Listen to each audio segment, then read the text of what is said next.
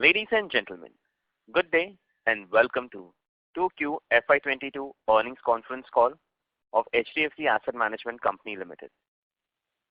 As a reminder, all participant lines will be in the listen-only mode, and there will be an opportunity for you to ask questions after the presentation concludes.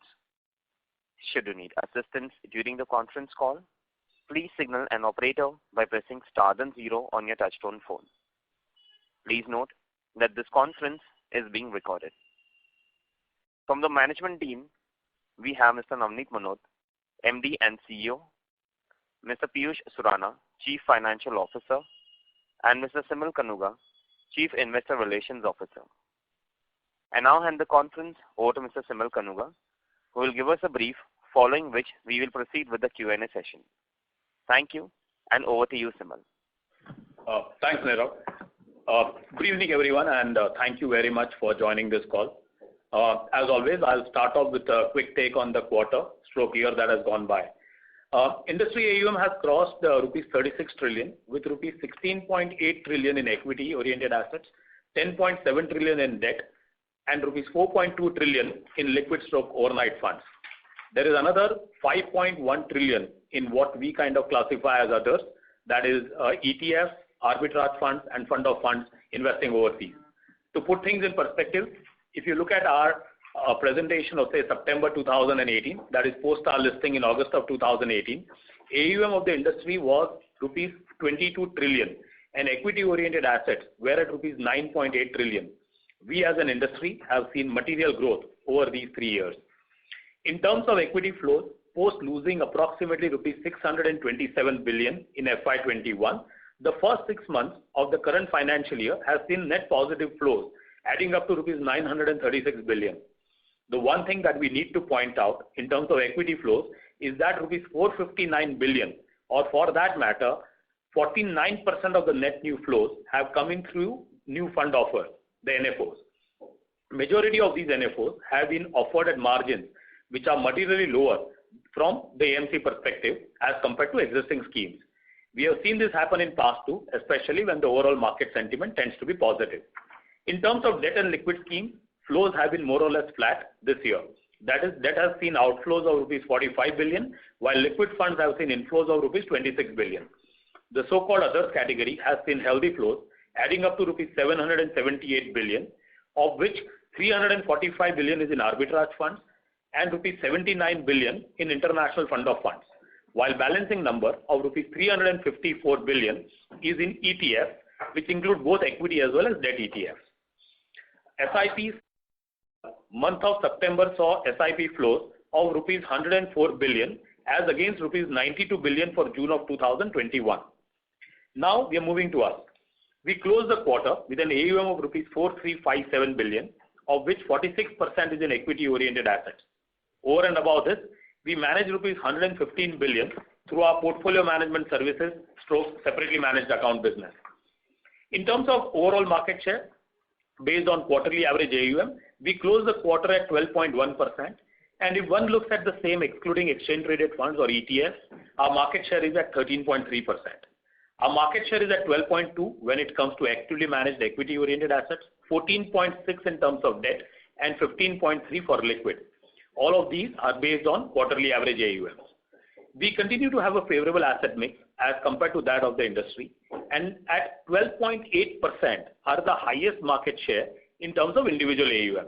Furthermore, we continue to be second highest in terms of B30 market share. 58.8% of our total AUM is contributed to by individual investors. Comparable number for the industry is 54.5%. We processed over 3.22 million systematic transactions in month of September 21, resulting in flows of rupees 10.8 billion. We have successfully built a top-of-the-line digital infrastructure. We continue to invest further and enhance our digital capabilities. Over the past few quarterly calls, we've been mentioning that we are working on filling up product gaps across categories. During the financial year, we launched a hybrid fund, that is an asset allocation fund of fund, a thematic fund, that is banking and financial services fund, a passive / smart beta fund called Nifty 50 Equal Weight Fund.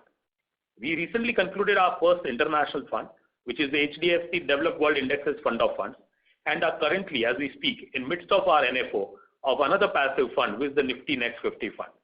We filed few more documents with the regulator and will launch those products once approvals are in place.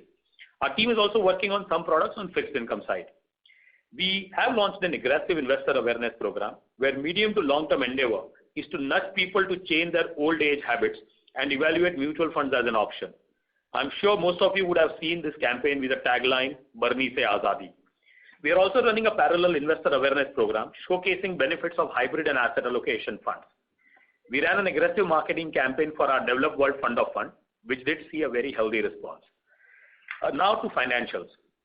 The company has shown improved performance during the quarter ended September 21 as compared to the corresponding quarter in year 2020.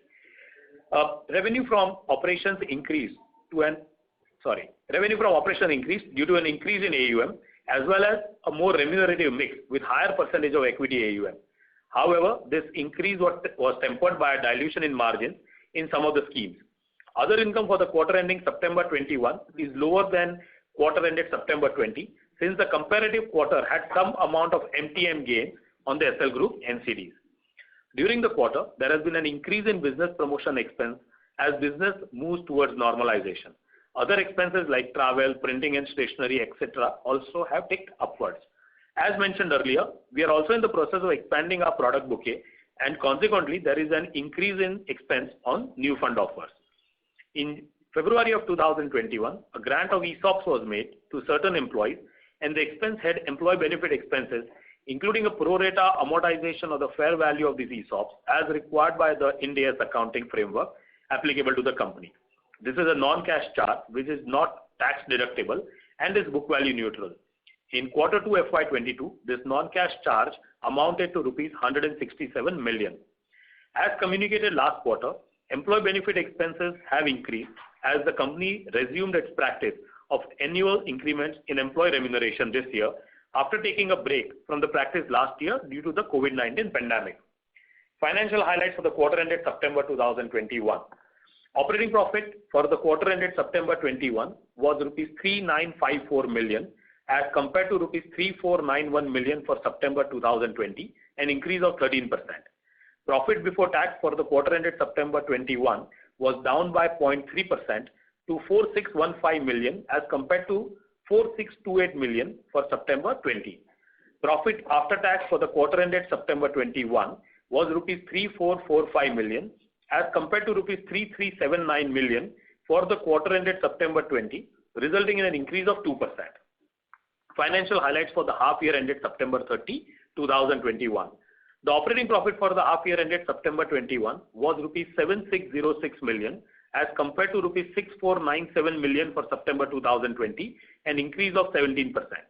Profit before tax for the half year ended September 21 was rupees 9276 million as compared to rupees 8432 million for September 20, an increase of 10%. Profit after tax for the half year ended September 30, 21 was up by 8% to rupees 6899 million as compared to rupees 6403 million for September 2020.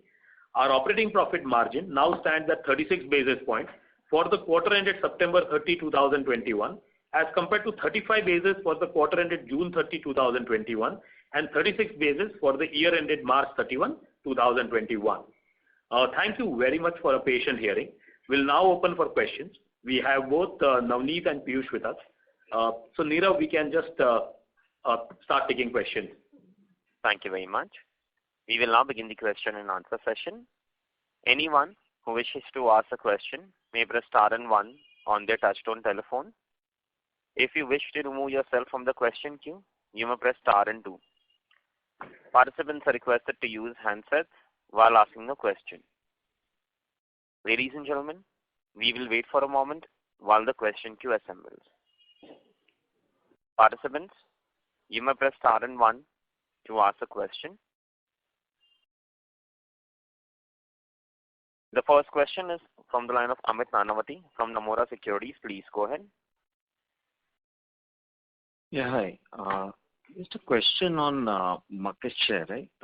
At least if I look at FY21 versus first half this year, right? The market share loss that we are seeing is a little more at a faster pace, at least in this first half, especially where the industry flows have turned positive versus last year, and this is coming despite performance improving, right? So if you can give some qualitative comments around last year versus this year, how has the flow market share for you? I understand you don't give out numbers there, but at least from a trend perspective, how are you seeing things? Hi, Amit.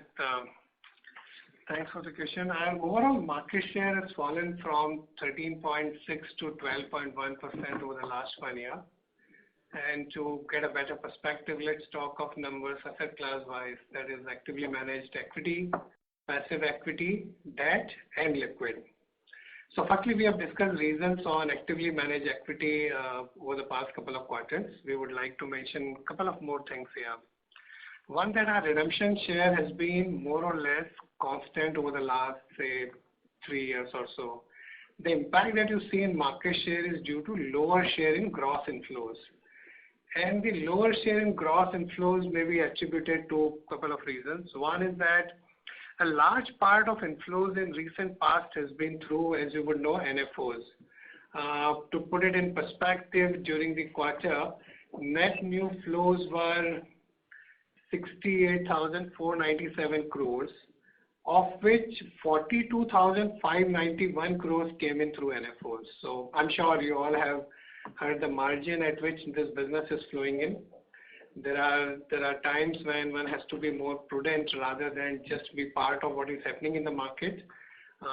We've been selective in terms of launching NFOs in diversified active equity space. The couple of product gaps that we had in the category like dividend yield fund, which we launched in last quarter of calendar 2020.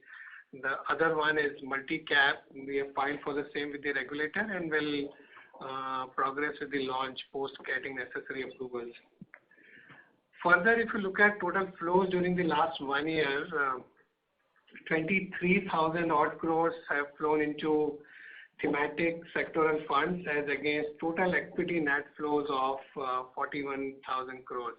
So well over 50%. And the feedback that we are getting from our partners, RIAs, or for that matter, even the direct investors, is that investors, MFDs, advisors, they want to take an active call on sector or a theme for a part of their portfolio. Till recent past, we have abstained from launching sectoral or thematic funds.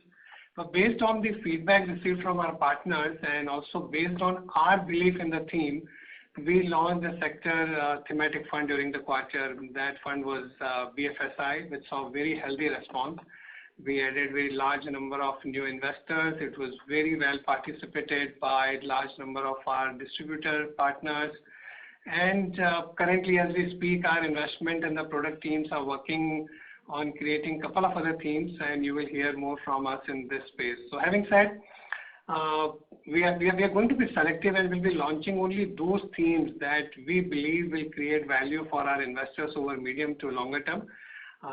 We have mentioned this in past and would like to reiterate that the decision of launching a new product at HDFC AMC is investment team's prerogative, and they work together with the product team to ensure that we don't launch product for the sake of it unless we strongly believe that there is a segment of investors who would have a need for that product from a long-term perspective. So unless we see a sustainability and longevity of a theme, we won't be launching a product just for the sake of it. Another thing I would mention that it would be interesting for you to note that almost all the top 4 or 5 players, excluding SBI MF, would have lost market share over the last year or two. And the interesting thing that's happening in the market is that the allocations are much broader based. And of course, there is some extra bit of performance chasing. If you analyze sales data AMC wise, I'm sure you will get it what I'm trying to say. When we are on the topic of equity-oriented strategies, there is a market which is emerging, which is international funds, investing internationally. A lot of domestic investors are now allocating money towards international funds. The size of the market is almost 35,000 crores and growing. Industry has lined up number of new launches in this space. We didn't have a product in that space earlier. We just did our first international fund recently, a passive fund of fund which endeavors to track the MSCI World Index. So we will look at a couple of other strategies in this space over the next few quarters.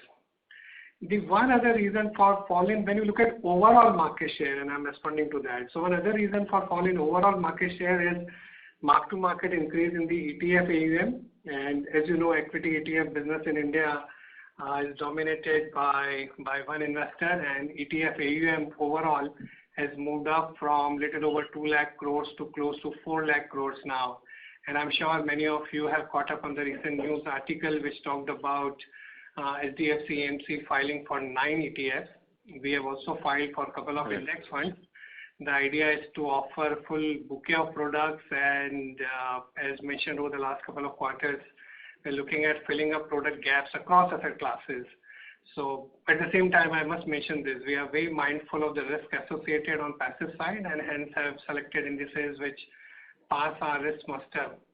So that was when it comes to the debt side, our market share has been constant quarter on quarter.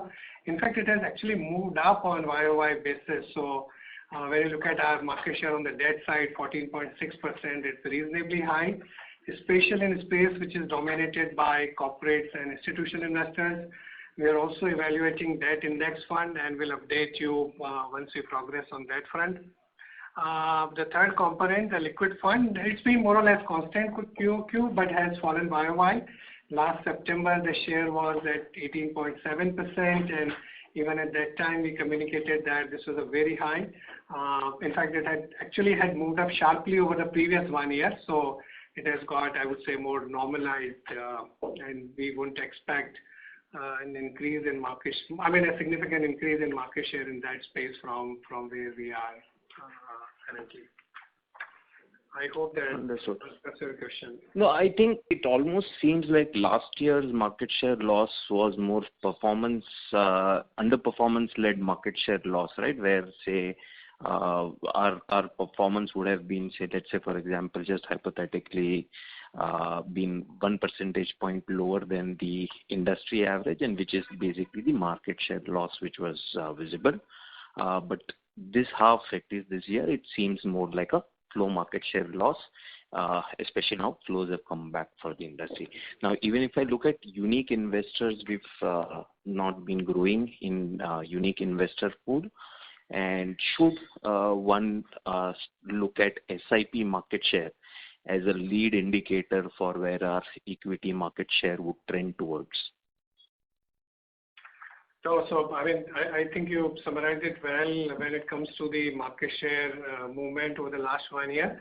Your point is right. I think when you look at the unique investor addition and the folio addition over the last couple of quarters, the way folios have got added in the industry, particularly driven by the fintechs, and I think we have our work cut out on that front. And we believe that over the next couple of quarters, I think with increased engagement with some of the other initiatives that Simal talked about earlier, whether it was on the marketing side, whether it was on the digital offering side, I think hopefully over a period of time you would see us gaining market share in SIPs as well as on the new folio addition. You would appreciate that historically, HDFC AMC has always been a leader in SIPs. It's been a leader in B30 markets. That's where the higher growth is there.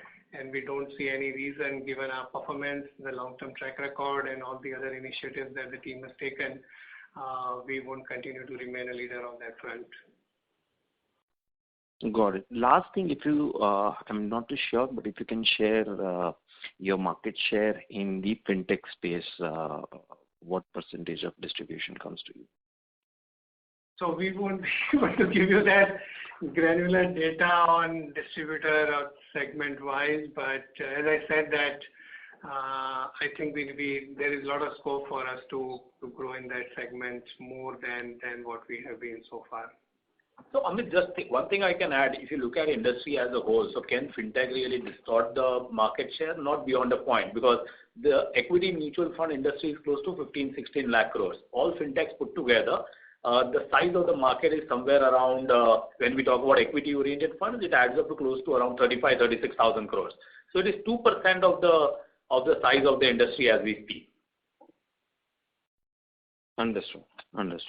Yeah, that's it from my side. Thank you. Thank you. The next question is from the line of Kunal Tanvi from Banyan Tree Advisors. Please go ahead.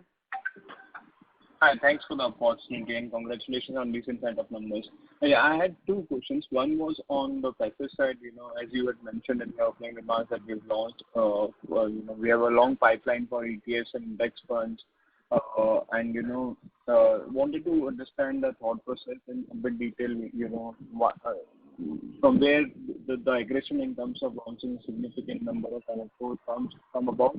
And as you also mentioned that, the pricing for the NFOs has been very aggressive. What's our stance in the NFOs that we are launching? And given, the fact that we will be launching so many NFOs and does it make sense to look at the historical margins with, better eye because, will it lead to softening of our overall yields and margins over the next 3 to 5 years? And second, yeah, you can answer this and I can answer the second question. Sure. So, Piyush and team have been highlighting over a period of time that over a period of time, margins will see some level of dilution. This, of course, depends on various factors, the assets which are going out, the assets which are coming in, mark-to-market component, and variety of things. So difficult to quantify. Also, as you rightly mentioned, that there is competitive pressure currently, the kind of NFO pricing which is happening, and as we mentioned earlier, that a large part of the flows are driven by the NFOs, by the competition. We have seen this in past too, in our history of the company, but our experience says that it settles down over a period of time. At HDFC AMC, as we've always been saying, the three most important aspects for us: building scale, building with a quality and profitability of business, not one at the cost of the other. We would always be very, very mindful of that. Market share, of course, is important, but profitability is also equally important for us over a period of time. So we will navigate through this period, and we are hoping that this will settle down. Investors would appreciate the long-term performance track record of our funds. Money would come into the existing products which have a much longer-term performance track record. We would surely be filling the product gaps wherever we have. We have mentioned in the past, I think on the passive side, both in equity and fixed income, both the core products as well as the smart beta product. We had our first smart beta product, the equal weight Nifty fund in this quarter. We had the product gap on the international side, and we had a highly successful NFO. On the sector and thematic side, which we talked about earlier, we had a BFSI fund. Again, this was a very highly successful NFO. And fund of fund, the NFO that we did in April, and it's been getting positive flows since then. So these are some of the categories where we had lesser presence, which we are filling the product bouquet. In our core categories, more or less, we have been there in all the categories given our long-term history. The one category which has opened up is the multi-cap, and maybe over the next couple of months, we would be launching that product, apart from the categories that I just mentioned. Sure, thanks. And the second question was related to, the adoption and the technology. So what we understand is, 1 or 2 quarters back, we had appointed a chief technology officer, which is ex-HDFC Life. Can you help us understand, on a qualitative basis, what are the, initiatives that are being taken, in the last few months in terms of, bettering the entire ecosystem? So, it's a journey. We always had best-in-class digital assets which need constant upgrade, which we have been upgrading. As the world is changing, of course, the focus on technology has been increasing for every industry, and asset management business is no different. With a new CTO and an excellent digital team that we have in place, we are working on various initiatives. In case you have not noticed, I would urge you to download our mobile app, HDFC Investor app. I think we have refreshed our mobile app. It's simpler and more powerful, and the feedback we are getting on the same is truly encouraging. We continue our journey in creating a state-of-the-art digital infrastructure and leveraging on the same for enhancing the customer experience. We enabled a voice search on our corporate website. We enabled API gateway for third-party integration with some of the tech-savvy distributors. We've got an RM tool to build access on mobile solution to partners. And I think I could go on this topic, but overall what we are trying to do is have this culture of automation, a culture of customer centricity, which is like the hallmark of the SDFC group, and removing every possible friction in their journey, moving from as we would say KYC to UIC, I mean know your customer, to understand your customer, enabling our partners to scale up their business. So how do we use data and analytics in every part of our business? How can we automate our processes? So digital is like going to be the backbone of everything we do, our entire ecosystem. And so it's about variety of things, and all of this will help making the organization future ready. So we have good digital assets. Over the years, we have been investing in all of them. We'll be investing a lot more in that as we speak. Sure. I mean, thanks a lot. I'll get back into you. All the very good. Thank you. The next question is from the line of Subhranshu Mishra from Systematics. Please go ahead. Good evening. Thank you for the opportunity. First off, my sincere thank you to the exiting CFO, Mr. Piyush Surana. It's been a great stint here at HDFC AMC, and I wish you all the best for your future endeavors. I've got two questions here. The first one is on the other income, given the fact that most of the investment book is in debt, and there hasn't been much of hardening. There has been hardening of the set, but not much. The drop in the other income has been significant if I look at it on a DuPont model. And the other part is if I look at the market share, especially in the hybrid funds, we have dropped off significant market share in the hybrid funds versus maybe 2 years ago where we were around 21-22% to versus where we would be around 18 or 19%. So it's a drop of almost 200-250 bips. So if you could dwell upon these two questions, that would be very helpful. Thank you. Okay, I'll take the one on the other income, and then Navneet can talk about the second question. So on the other income, see, Subhranshu, because of these SL NCDs, we've had this fluctuation in the other income over the last 2 years, every once in a while.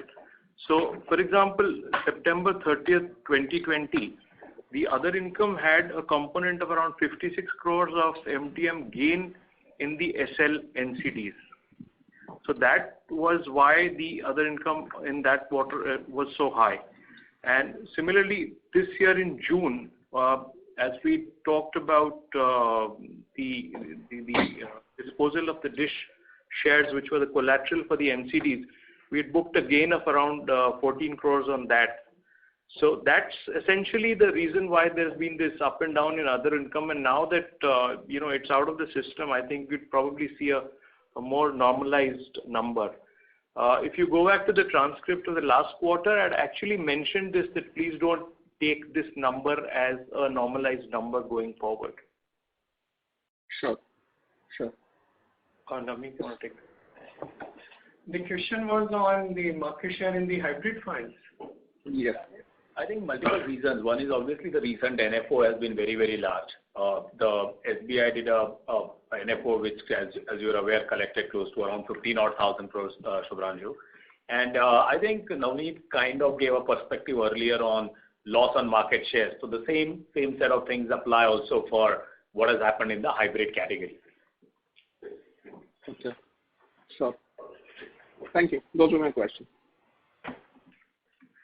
Thank you. The next question is from the line of Abhishek Saraf from Jefferies. Please go ahead.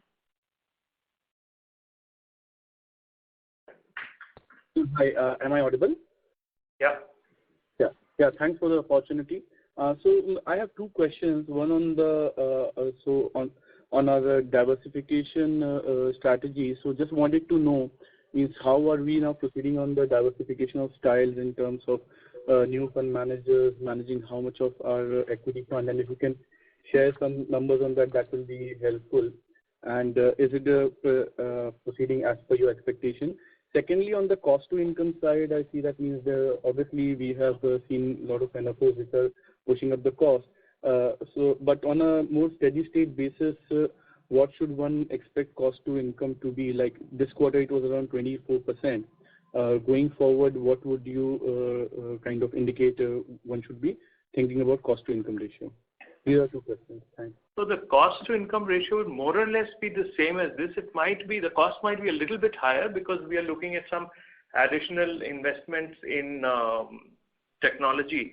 Also, this quarter probably has some part of increase in travel and the other normal costs that go along with normalization of business. So that will intensify a little bit. So it will go up a little bit from here. But I think the ballpark that you're taking is more, you probably add 4-5% to that. That should be it.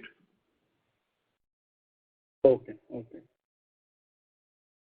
And one follow-up. Not only in terms, your question on diversity is not only in terms of the core products, but also, as we mentioned about launching newer products. So Anand, who's been there with us for a long time now, managing 2,000 crores in the BFSI fund.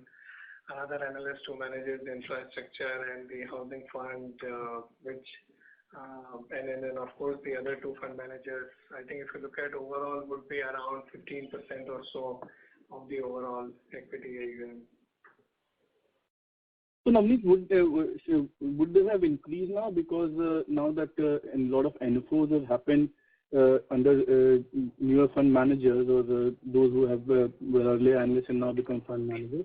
So would this not have gone up? Because if I recall, like last quarter also, we were almost in the similar ballpark.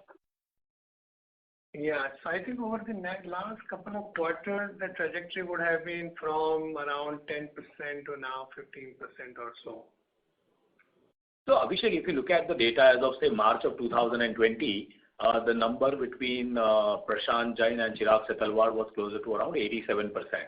And that number is now sub 85%. So and you would appreciate, see what has also happened is the mark to market increase in the AUM has been very, very sharp over March 2020. And we are talking about a base of nearly like whatever 180, 190,000 or for that matter even 2 lakh crores. So 1-2% is a fair bit of delta. Sure. Thanks a lot, Sunil. Thanks, Navneet, and thanks, Piyush. Thank you. Thank you. The next question is from the line of Kaushik Agarwal from Haitong Securities. Please go ahead. Yeah, hi sir. Thank you for the opportunity. I hope I am audible to all. Sir, I have two set of questions. So firstly, on the AUM mix for the company. So we are, since as highlighted during the call also, we have launched, we have filed for 9 ETFs. So is there anything from the more on the strategy level, like is there any cap on which we are going to see the AUM mix for the company in the medium to longer term? That is my first question. And second question is more on the OPEX part for the company. So as we are seeing a lot of ETFs, we are increasing basically the component of ETF in our overall AUM mix. So how are the operating expenses for the company going to move around over the period of time? So first of all, let me clarify and say this very, very clearly. While we have filed large number of passive products, there's no change in strategy. We are big believers of active fund management. In terms of active fund management, if it comes to it, we strongly believe we will be the last man standing. Our funds have created huge wealth over the past many years. In fact, very recently we celebrated HDFC Flexi Cap Fund NAV crossing 1,000 rupees. The capital has grown by 100 times over the last 25 years, and that's an alpha of like over 6% CAGR for 25 years. HDFC Top 100 Fund has delivered CAGR of over 19% for 25 years, and that's also an alpha of over 5%. Our Balanced Advantage Fund, or for that matter, Hybrid Equity Aggressive, they have delivered 18% plus CAGR over 26, 27 years, and the hybrid equity aggressive has delivered 15.9% for over 21 years. So definitely we are a strong believer in active fund management, and we believe, as I mentioned earlier, we'll be the last man standing. But in our dialogue with the MFDs, with RIAs, with investors, looking at the world, what's happening in the asset management industry, we see in India also that part of the equity allocation is now being allocated to passive strategies. So an advisor who's allocating equity assets does allocate both to active as well as passive. And we want to be a full-stop shop when it comes to offering investment management solutions or products. Keeping that in perspective, we have identified suitable set of indices and will be launching products based on these indices.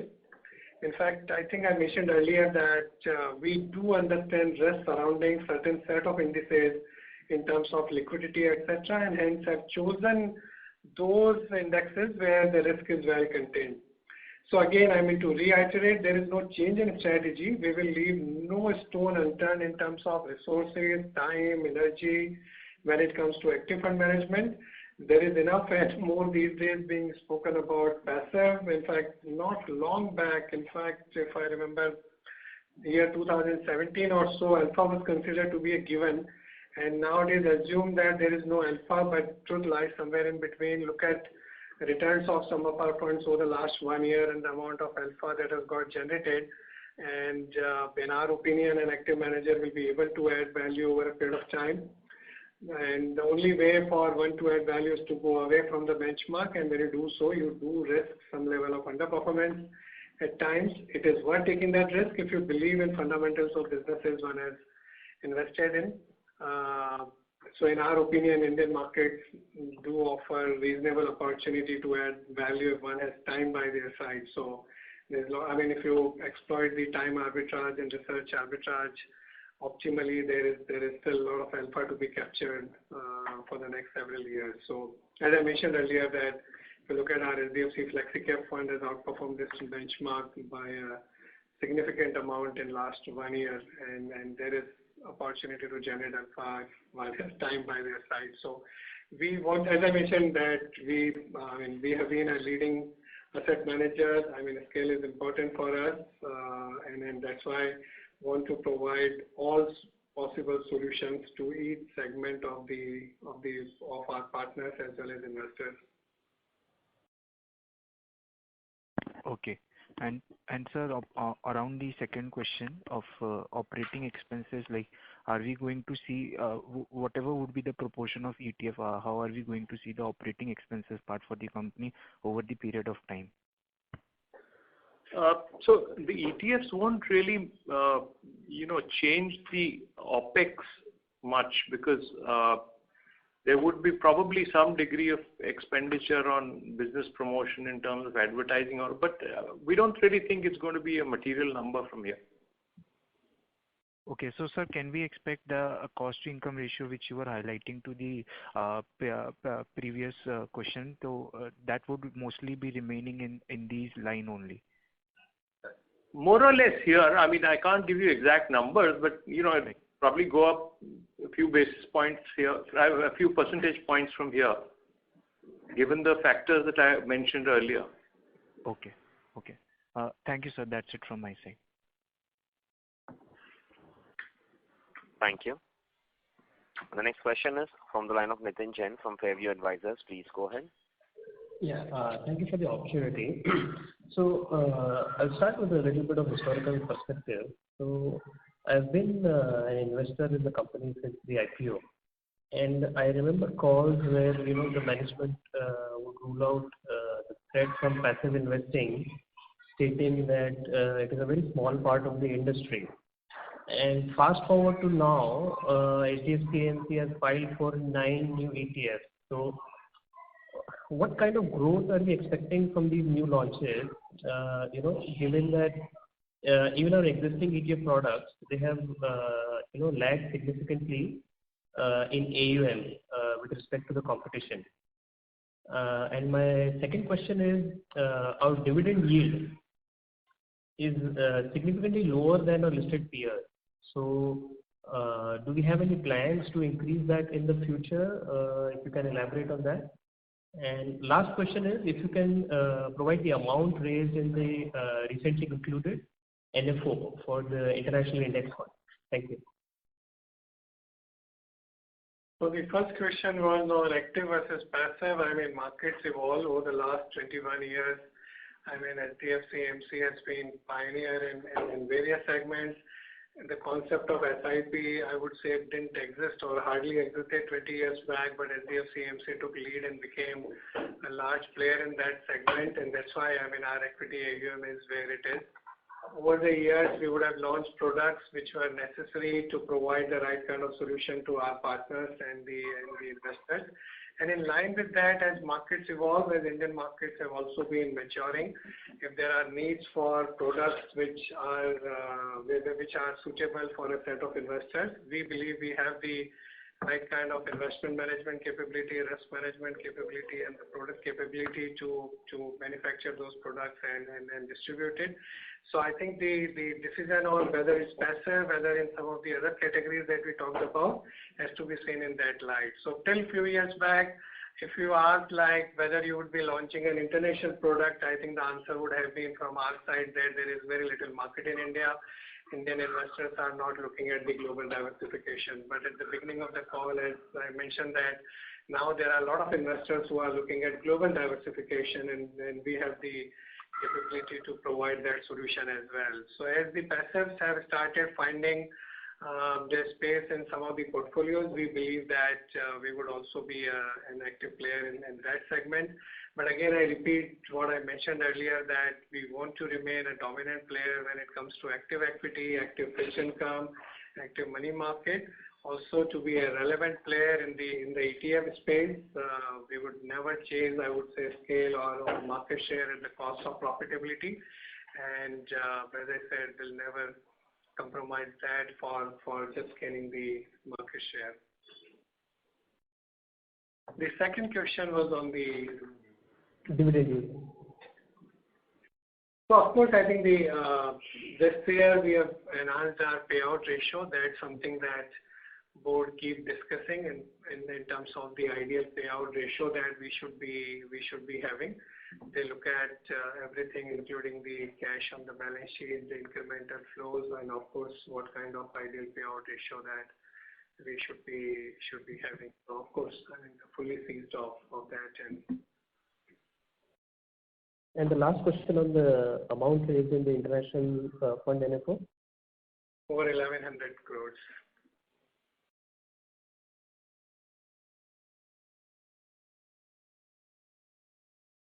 Nitin, do you have any follow-up question?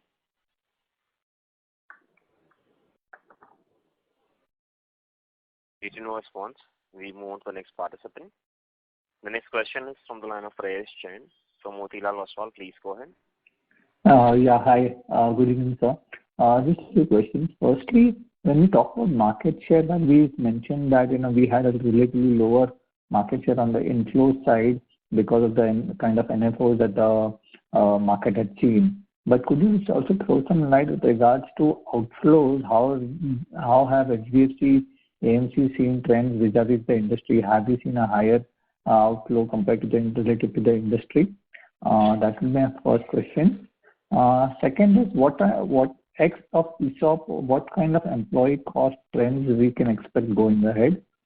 And lastly, with the kind of ETF launches that we are planning, what kind of yields, net yields to the AMC that we can expect from these ETFs? Those will be my three questions. Yeah.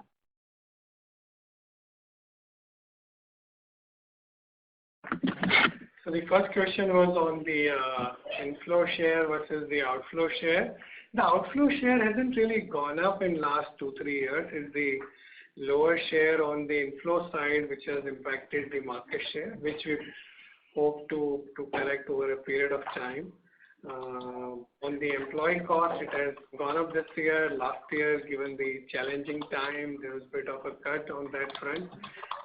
Part of it has been restored, and you would see that maybe slightly going up as we have ambition to grow and market is expanding. On the ETF strategy, I think we have been clear that we want to have all the products and solutions that our partners and investors need. We want to be a one-stop solution shop, and for that, whatever is needed, we would be ensuring that we have that full product bouquet on the ETF side, both in equity as well as on the fixed income. Again, I reiterate that we would keep in mind the liquidity risk which some of the indices may have. We'll be very, very mindful of that and would look at the products where we believe we can match investors' need with our capability and our risk management view, and of course the themes that our investment team believes in.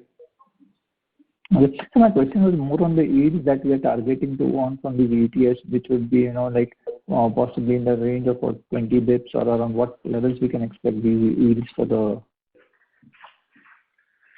So I think the core products in India has become highly competitive. In fact, in some of the strategies, the TER in India is much lower than what you find even globally.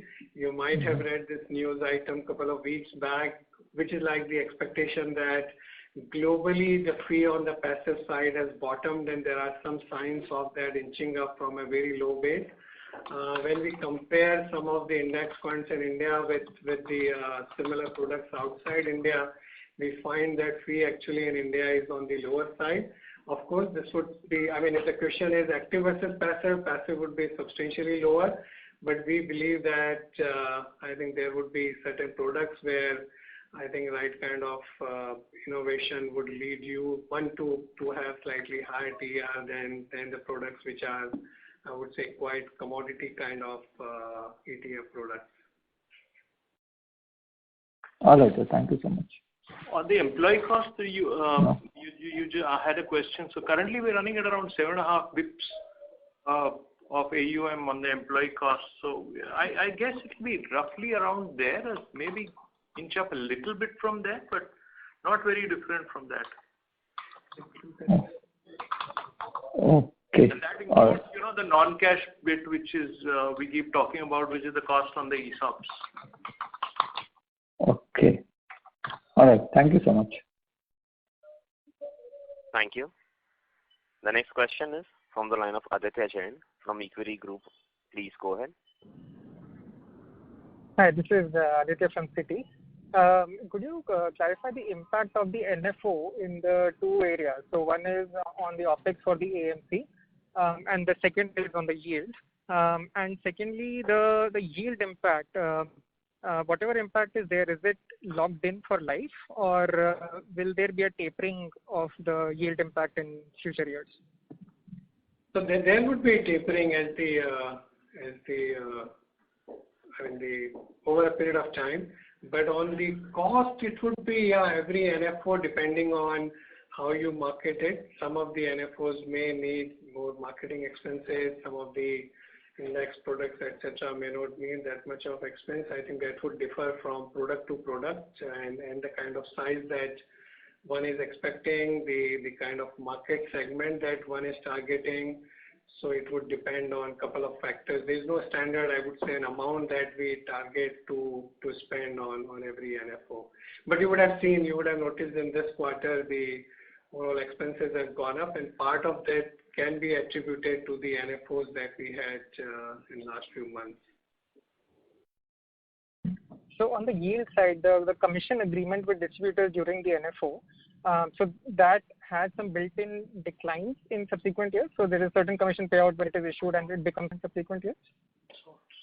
Actually, Aditya, there are all sorts of structures. So I think different structures, and then there are different other levers that gets used. So without getting into specifics, both yes and no.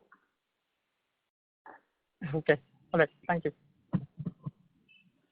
Thank you. The next question is from the line of Hiral Desai from Anvit Portfolio Managers. Please go ahead. Hi, Navneet. Just had one question. If I look at the operating profit growth for quarter 2 in the PPT, that is at about 13%. And if I look at the quarterly average AUM growth, we are at about 17% right now. So what will it take for both of them to be in sync? And how long before that is possible, given the noise that we are currently having on the NFO side, and plus the competitive intensity in general with so many new players coming in? So variety of things, Nirav, as you mentioned earlier, that there would be dilution because incremental money, particularly in the NFOs, if you raise, that's coming at a higher cost than the book that we have today. So over a period of time, margins will see some level of dilution. And it of course also depends, as I mentioned earlier, in terms of mix of assets, even within the equity, what kind of product getting more flows versus others. So it's difficult to quantify, but as Piyush has been mentioning for some time, that over a period of time, margins will see some bit of dilution. And the current competitive intensity that we have discussed as part of like a couple of questions before, the competitive pressure which has got intensified because of the money which is being raised in NFOs. I mean, as a house, we have seen these periods before, and our experience has been that it settles down over a period of time. So we hope that over a period of time it settles down and the competitive intensity kind of reduces when it comes to the money raising through the NFOs. Okay. And lastly on this Standard Life stake sale, have you had a conversation after this 5% stake sale, on their sort of road ahead?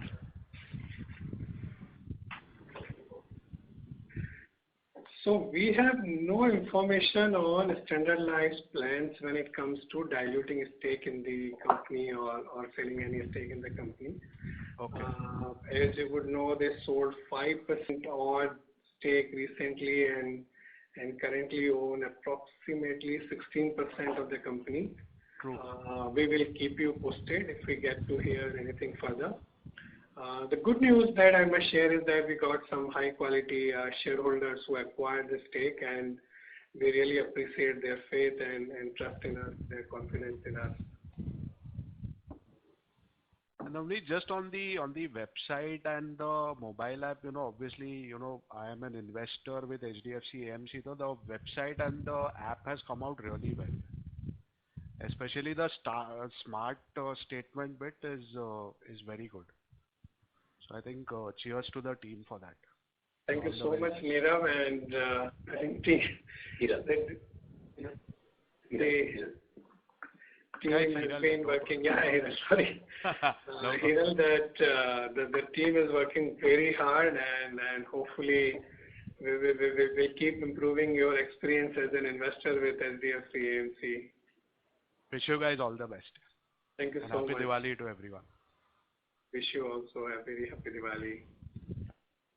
Thank you. The next question is from the line of Anand Shankar, an individual investor. Please go ahead. Hello, good evening, everyone. I have a question for Mr. Navneet. I attended the Finity Go Passive Investor Forum last Friday, and it was very useful for retail investors like me. And I also understand that our company is planning a lot of ETFs now. So basically my question is like, what is our strategy for growing big in the passive funds market? Because it's a low margin product for one, so the AUM size matters a lot. And then second, there is a lot of competition. Unlike active funds, it is quite difficult to differentiate ourselves with our competitors, and especially the new age fintech firms who have a lot of funding coming in and they are not listed, so they don't have too much of pressure on the profitability aspects. So they can introduce new funds and offer at a much lower cost, whereas it is really difficult for us to do the same because we need to balance growth and profitability. So I just want to know what would be our strategy way forward, just in the passive side, to grow big, like BlackRock or Vanguard. There the market share is absolutely key because it's a low margin product.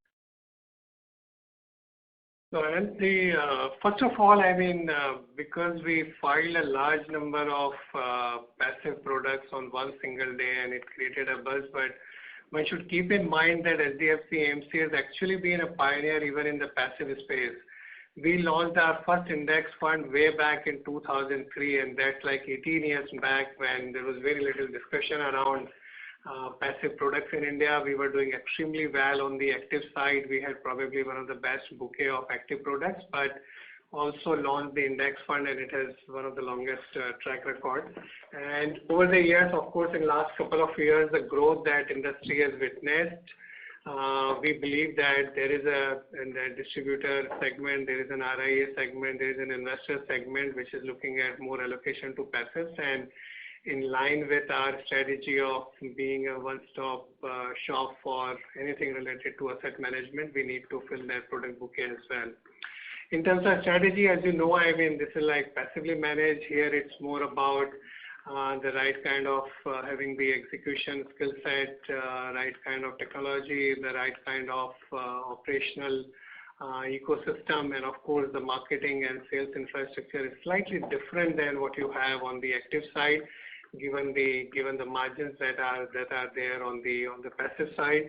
We have taken a couple of steps over the last few months without elaborating much on that, but we would be, I would say, I think you'll hear a lot of things from us even on the passive side, given that our ambition has always been and will always be to remain a one-stop shop for everything related to asset management needs of any kind of investors.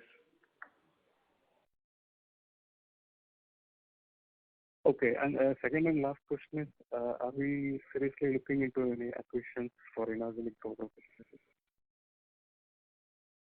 So we have done two in past and always open for any opportunity if it is adding value to all stakeholders, but can't say more than that.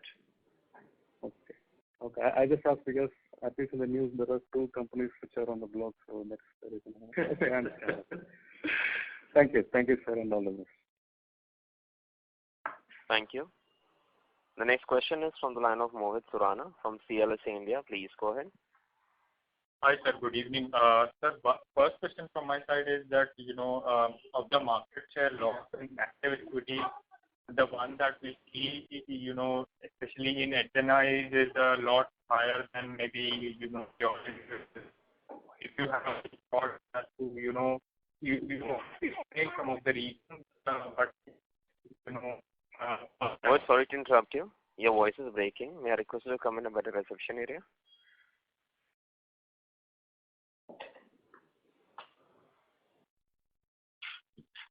Hello?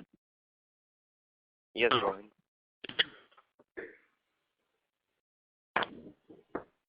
Hello?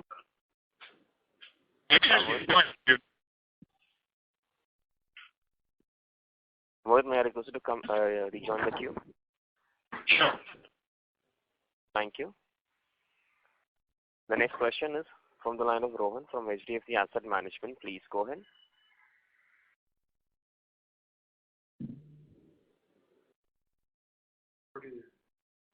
Rohan, may I request you to unmute your line from your side and go ahead with the question, please?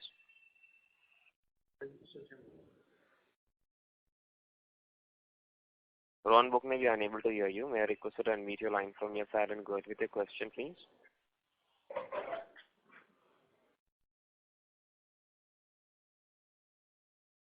No, I think this is a mistake. We don't have any such person, and you're saying HDFC Asset Management. So. Participants, you may press star and 1 to ask a question.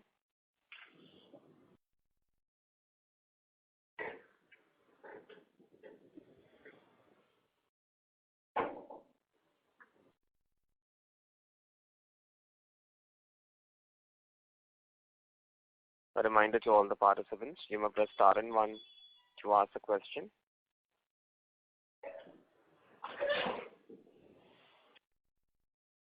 The next question is from the line of Mohit Surana from CLSA India. Please go ahead. Is my line audible? Go ahead, Mohit. Yeah.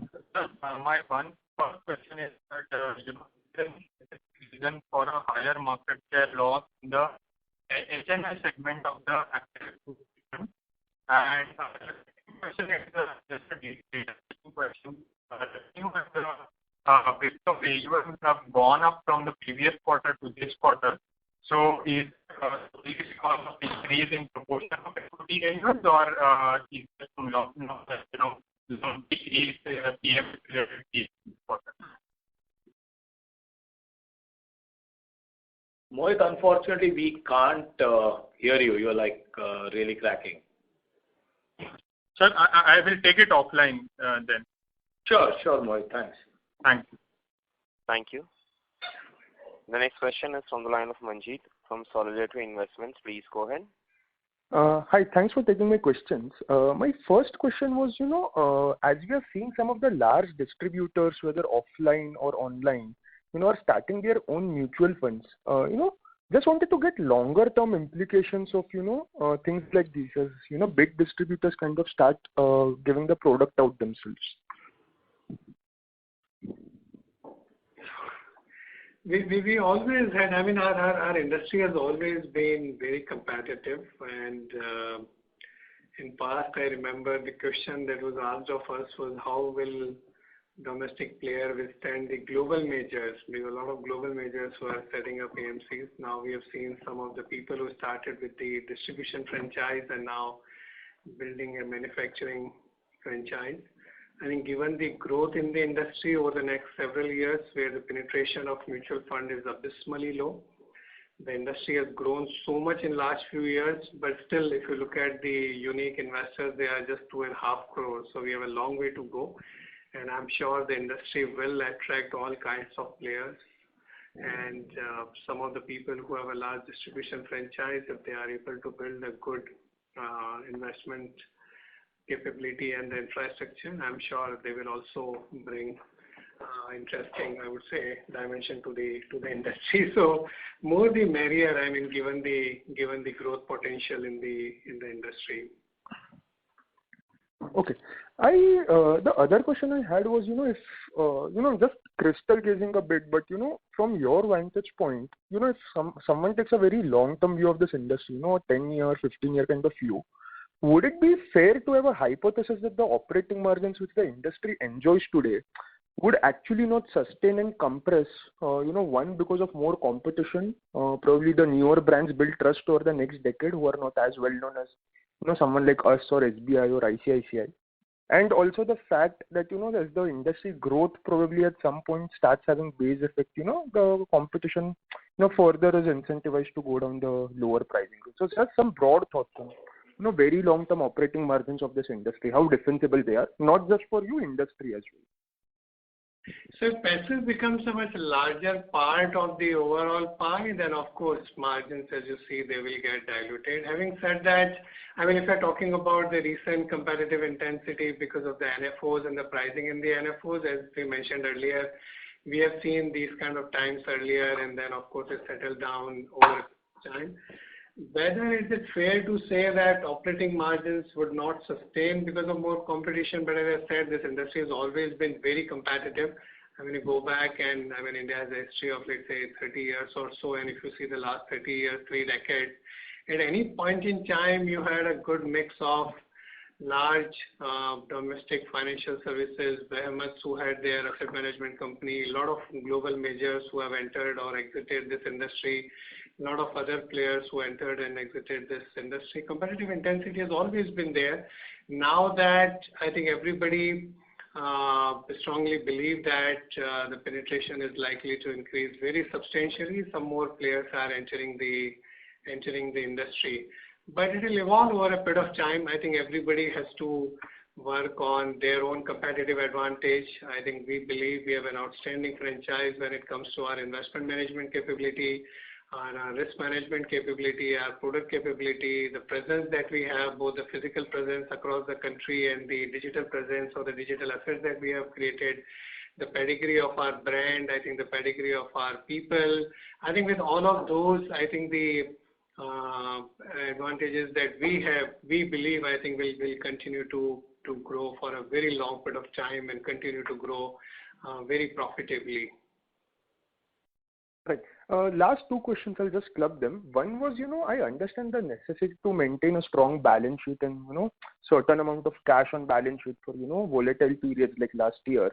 But just, where we are in terms of our cost structures and the balance sheet already on cash, what's stopping the board, from considering, paying out incrementally almost all of the profit as out, dividends, I mean. Or whatever route, dividends, buyback, whatever it is. But, what's really stopping the board over there? Because, we throw out so much cash every year is one. And second, the final question was, in terms of these new regulations by SEBI for, mutual fund employees in terms of their investments, is there any risk of, good talent not wanting to come into the industry or nothing on those lines as well? Thank you. Those are my questions. So on the first, I think the ideal level of cash, as I said that board is seized of that. That's one of the specific discussion we have in almost every board meeting, and we increase the payout. They increase the payout ratio this year, and I'm sure that that debate in terms of what is the ideal level of cash versus the payout ratio that we should have, I think goes on. On the second question was on new regulations for MF employees, any risk of good talent not coming to the industry. I think the regulator's idea is that there should be more skin in the game, whether it comes to the investment team or the other leadership team. And I think a similar regulation has also come on the higher skin in the game by the asset management companies into their own funds. Over the years, several of these things have enhanced the trust and confidence of the investors in the asset management, and we believe that given our franchise and given our brand, we shouldn't have challenge in attracting the right kind of talent. Thank you. Thanks a lot. Thank you. The next question is from the line of Samir Bhise from JM Financial. Please go ahead. Hi. Thanks for the opportunity. Just a quick question. Where are these new age platforms classified as distributors or the direct route? Samir, they are both. So some of them have taken the MFD route, some of them have taken the RIA route. But if you look at the big names like your Zerodha, Paytm, ET Money, all of them have taken the direct route. So they basically invest in the direct plan. That falls under the RIA. Okay. So it's their license-based classification. That's right. So people who want to do distribution, they opt for the MFD and thereby they take the ARN and they take that route. Right. Yeah. Fair. That's all. Thank you so much and all the best. Thanks, Samir. Thank you, Samir. Thank you. The next question is from the line of Abhishek Saraf from Jefferies. Please go ahead. Question again. Just one follow-up on the NFO side. So if you can just help us explain that obviously we have also participated in NFOs, but it has been largely in lower yielding kind of NFO schemes. So if I can just understand what are the product gaps in terms of those NFO product gaps on a higher yielding schemes. So what will be those gaps will be? And secondly, just I know it's difficult to say, but in your view, how long can this NFO frenzy continue, and what could kind of make it a more moderate trend afterwards? So as I mentioned earlier that one of the product category which we would be launching is the multi-cap, and of course some of the thematic and sector fund over a period of time. The other products where we need to fill our product gap or there could be more innovation could be on the passive side, on the international investing side, and of course on the fund of fund side. But otherwise, from a core categories as per the SEBI classification, we are present across all categories, be it in equity, be it in hybrid and fixed income, money market, etc. So that was your question, right? Yeah, no. So just on multi-cap side is fine. On the thematic and sectoral side, probably is there more scope for doing, kind of coming out with more schemes, so that actually means ultimately we end up getting more TERs or the margins Because multi-cap will be just one category, and once we do it, then it's over and done with. But in thematic and the sectoral, probably we can have much more scope to innovate and then come up with newer schemes. So I think the intention would be to launch products where our investment team believes in the longevity of the theme, where we believe in sustainability of that product, both from the advisor distributor or from the investor's portfolio perspective. If there is a need for a product, we would be launching. Again, as I want to reiterate, we won't be doing a product for the sake of it because it's selling currently. That has never been the case with HDFC AMC, and we would never deviate from that. Would there be more scope in thematic sectors? As I mentioned, we did BFSI fund. Our team strongly believed in it. I'm talking about our investment team strongly believed in it in terms of the sheer investment universe which is available to invest in that category, and given the high growth potential of that over a long period of time in India. We are looking at another theme which is like MNCs, and of course over a period of time there could be other opportunities as well. Yeah, that's quite clear. Thanks a lot for that response. Secondly, just your sense in how much legs do you see this NFO, the frenzied NFO inflow that we have seen?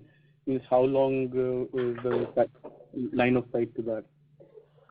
So I think we have seen these kind of periods. I think one needs to keep in mind the distribution dynamics.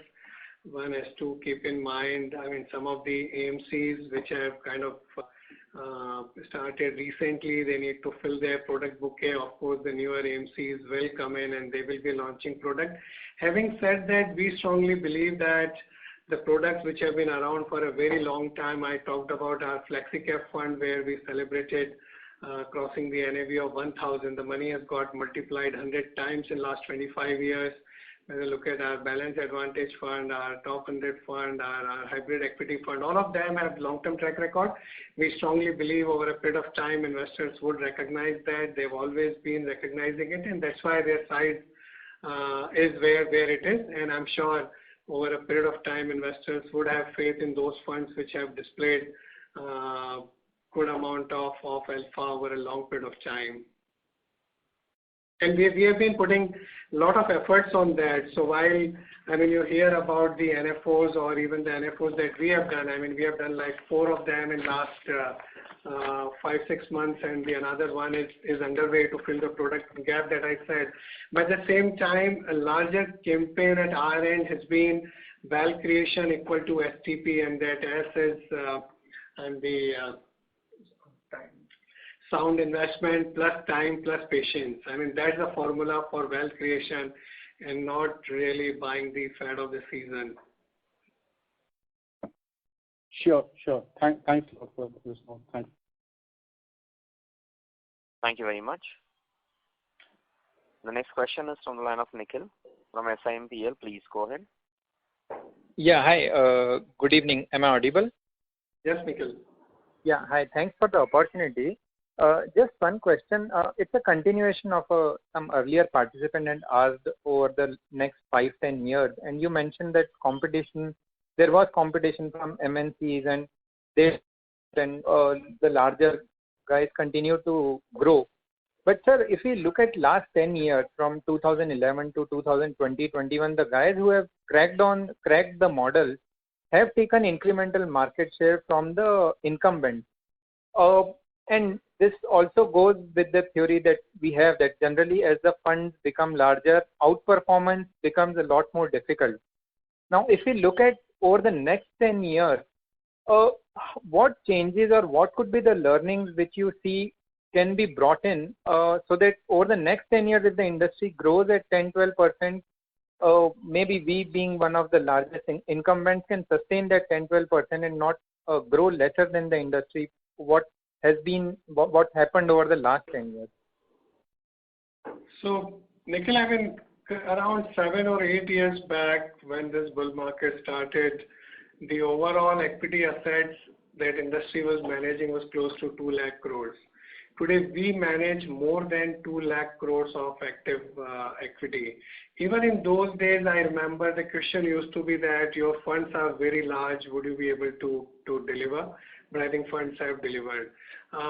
I think still, I mean, if you look at the overall size of the industry versus the market cap in India, and of course, over the next several years, as large number of newer segments get listed, newer businesses get listed, we have a very, very long way to go.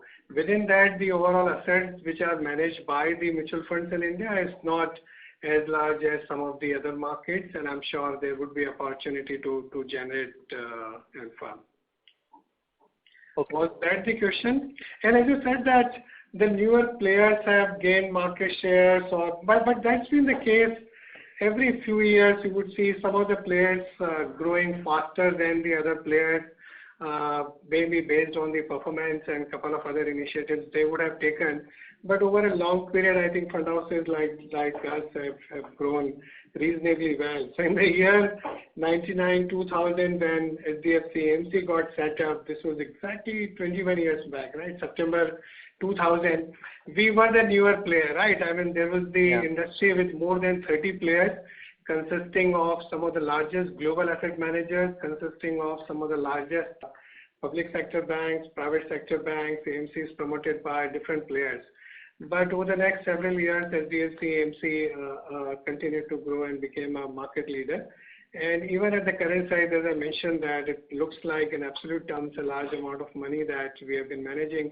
But if you look at the size of the market cap versus the mutual fund AUM, or you look at the size of the GDP and the growth that the country can have, I think still there is a long way to go. Sure. Where I'm coming from is that the benchmark which we have set in terms of market share and what the most of the discussion revolves around market share loss and all.